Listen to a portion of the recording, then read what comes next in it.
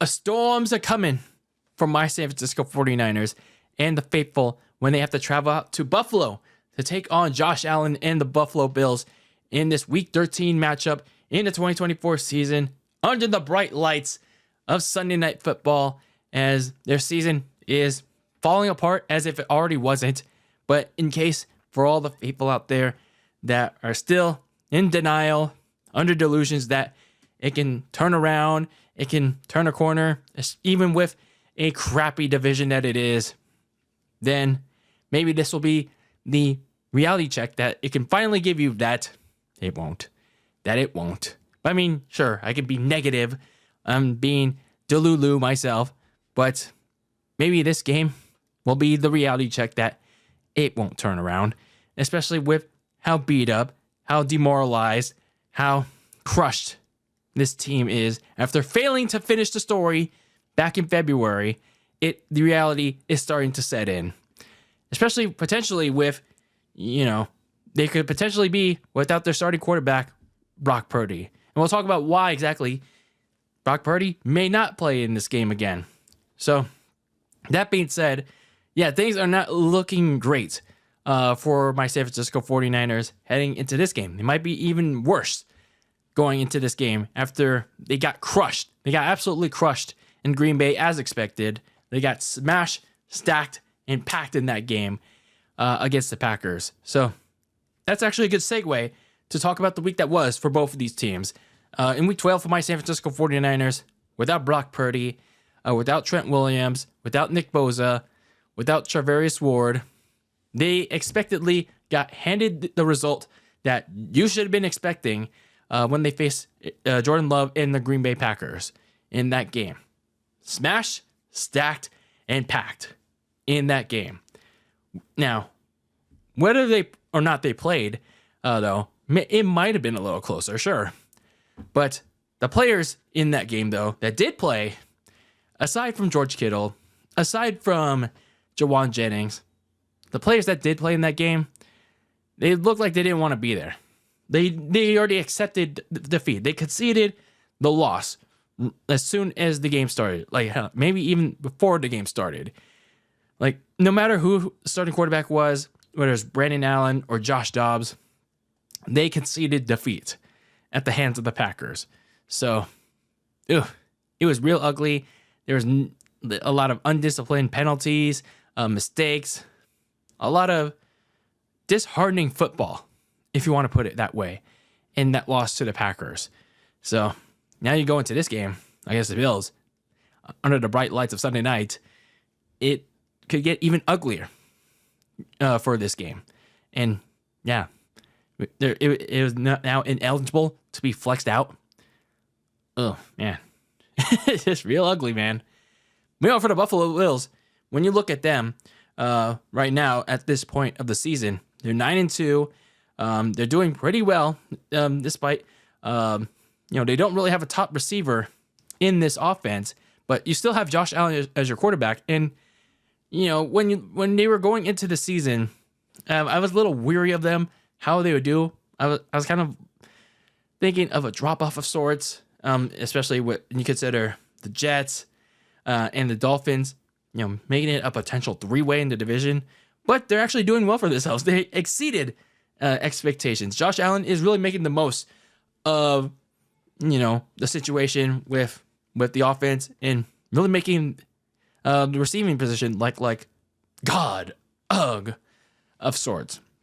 And the last time they played, which was week 11 against the Kansas City Chiefs, they actually did pretty all right for themselves. And this was even when they were missing one of their top receivers, Keon Coleman. So Josh Allen and outlasted Patrick Mahomes in that game, 30-21. They handed the Chiefs their first loss of the year. The defense played, I'd say, pretty good in that game. Constantly getting to Mahomes in that one. And I'm certainly sure they'll get to the Niners in this game. We'll talk more about that when we get to the keys to victory. So, yeah, a lot of reason for success for Josh Allen and company throughout the season so far. I mean, aside from Josh Allen himself, because he's a really damn good quarterback. he's been making the most out of his receiving core. Again, not really having a top receiver out of this bunch because, they shipped off Stephon Diggs and such. But, yeah, the running game. Basically, him and James Cook. They've been doing pretty well. I mean, they're still trying to integrate Amari Cooper in there, but in the receiving game. And then their defense, that has been pretty bad last year, but they've slightly improved this year, and they're doing all right for themselves. So, yeah, this Buffalo team, this offense and defense are doing pretty dang good. And it also helps with the fact that the overall AFC East is also pretty bad itself, if you're looking at the Bills. But that's not to, overlook the success of how the Bills are doing right now. So looking at the injury report for both of these teams, now granted, this is at the time I'm reporting these injuries, I'm talking about them. This is before Thanksgiving, so much can happen before and after Thanksgiving, and before the team heads out to Buffalo. So looking at the injury report for my Niners, a bunch of injuries. Yeah, a bunch of injuries that could put the team pretty much even worse than before when they faced the Packers. John Feliciano, the guard that the Niners were hoping to have, try and at least bring a little bit of stability to the offensive line. He's staying on injury reserve for the rest of the year. His knee that kept him out of the regular season so far, unfortunately, did not hold up. He's been still having problems with it, and yeah, it looks like he's done for the year and possibly forever in the NFL. He's hinted that on a tweet, so damn, that sucks.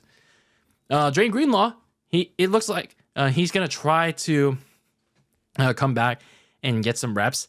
He had his practice window open this week. He was limited in practice, but if the Niners keep losing these games, I don't see the point in trying to bring him back. But I mean, hell, at least he's practicing, so that's, I guess, good.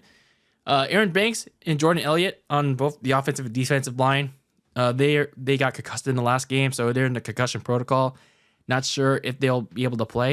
It depends on if they pass the concussion protocol and clear it. And some other injury notes, Trent Williams, Nick Bosa, they're still not practicing. And then another addition to the injury report, Diamador Lenore, the corner, he suffered a knee injury colliding with, I'm not sure if it was one of our players or the Packers players. He collided with someone else's knee. And yeah, and also with Williams and Bosa, they haven't practiced at all on Wednesday. And it's worse for Williams because he's riding around in a mobility scooter, with one of his knees. So, it's not a good sign. Not a good sign for the offensive line, and for one of your best tackle on that line. Fred Warner also recently revealed that he has been playing with the fractured bone bruise in his ankle since week 4, I guess, of Patriots. I'm like, why? like why are the Niners not letting him rest, man? I appreciate the toughness. I appreciate the toughness that Warner brings, but it's just like, at some point, man, you gotta let him relax, man. Especially, again, going back to Greenlaw, if you're gonna keep losing these games, you gotta shut Warner down, let his body heal. Meanwhile, for Brock Purdy, he resumed light throwing earlier this week, but then when it came to the first actual practice of the week, he threw just one screen pass, and that's it. He was basically watching the rest of practice on Wednesday. So not a good sign for the Niners if they're trying to hope that he comes back for this game in a very key game this Sunday night. So if he doesn't practice on Thursday or Friday, yeah, it's Brandon Allen time, baby. Woohoo! If they want some positive injury news, Charvarius Ward, he's expected to return for Sunday night's game after he fully practiced this week. He did practice last week, but maybe they want more time to get him back acclimated after some personal time away because of the unfortunate events, and understandably so. Meanwhile, for the Buffalo Bills, very light on their end. Linebacker Matt Milano, who was designated to return from injury reserve with the bicep injury, he's fully back at practice and he's on track to return. So a big boost to their front seven for that being the Bills. Receiver Keon Coleman, he has a 50-50 shot to play in this game. He suffered a wrist injury that kept him out of the last game against the Chiefs. So we'll see if he plays in this one. And tight end Dalton Kincaid, we'll see if he'll be able to play. He didn't practice, though, the first one with the knee injury. So we will see. Look at the keys to victory for both of these teams. Starting my 49ers, considering that there's going to be some snow in this game, yeah, there's going to be a heavy emphasis on the running game. So, obviously, Kyle Shanahan's going to have a hard on to use Christian McCaffrey in this one, like, very hard. But you got to be stop being stubborn. Like, because the Packers were so ready for Dr. Christian McCaffrey, CMC, that they shut that down quick. So, if McCaffrey seems like he's not fully healthy or the CMC agenda is not working, then Kyle has to realize that you got to take some of the load off of him and split the reps between him and Jordan Mason, and maybe sprinkle in Isaac Grendo, because Mason has been doing pretty well. He's like, whatever opportunity he's had, he's stepped up to the plate. Like, again, look back at the first half of the year, been doing well for himself. Isaac Grendo, he's also proven he's been doing good too. Could also use more reps. So you got to use Jordan Mason and even Isaac Grendo if Christian McCaffrey is not working in the running game. And then defensively, you got to limit Josh Allen's running ability. You got to limit his opportunities in the rushing attack. Allen's going to use any possible chance he can to use his legs all over this crappy Niners run defense, both inside and out. They got to find a way to clog every chance available for Allen to run all over this 49ers run group. Meanwhile, for the Buffalo Bills, again, sticking with the run, you got to pound the fuck out of this weak 49ers running defense. And, I mean, it's not a given that the Bills are going to throw the ball. I mean, they probably will because, yeah, they're used to throwing it in the snow. But why not go for the Niners' biggest weakness in the run defense? Josh Allen will certainly use his legs, and then you'll mix in James Cook. So, you know, might as well go after the Niners' biggest weakness of them all, and that being the running defense. It worked for the Packers. It certainly can work for the Bills as well. And then defensively, it doesn't seem like Trent Williams is going to play in this game with the ankle issue, and especially with him being on that scooter. So the pass rush of Gregory Rousseau, AJ Epinesa, Von Miller, they got to go all out in the pass rush. Whoever starts at QB for the Niners, whether it's Purdy, Brandon Allen, or if they somehow by miracle, Josh Dobbs, that pass rush, that front seven, they got to go attack. They got to attack that quarterback. That offensive line is going to be severely weakened. So that defensive front, have yourself a day against this weakened 49ers offense. So, yeah, the storm. The reality check is going to come for this 49ers team under the bright lights of Sunday night. I mean, should I press the guarantee button? I might have to. I might have to. If it's gonna come on Sunday, if the delusions are still there, then reality is gonna slap people in the face real hard. And in prime time, under the mainstream lights, and by the time it ends, the Niners will be 5-7. Their playoff hopes will even take a bigger hit. And regardless, if they're still in a crappy division, it won't matter. Like, would you rather have this team be one and done in the playoffs, or would you have them lose them all? Would you have them lose them all and build towards, having some big player in the draft? Think about it. That can really help them. That can really help them towards next year. So, you know what I prefer at this point. Again, this is the consequence. This is the consequence of failing to finish the story last year. But that's just me. That's just my opinion. But let me know your thoughts on this coming game under the bright lights of Sunday night, I expect a smashing by the Buffalo Bills on the 49ers under the bright lights of Sunday night in the snow. But let me know your predictions.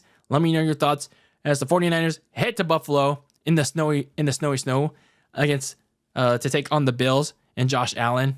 And we'll see who the quarterback will be for that game representing the Niners. And yeah, let me know your thoughts in the comments below. But until then, I hope you had a good Thanksgiving. I hope you gained some good deals on Black Friday. And until the next one, keep the lasagna very cold in the fridge with your takes on the world of sports. And until I see you, when I see you in the next one, peace out.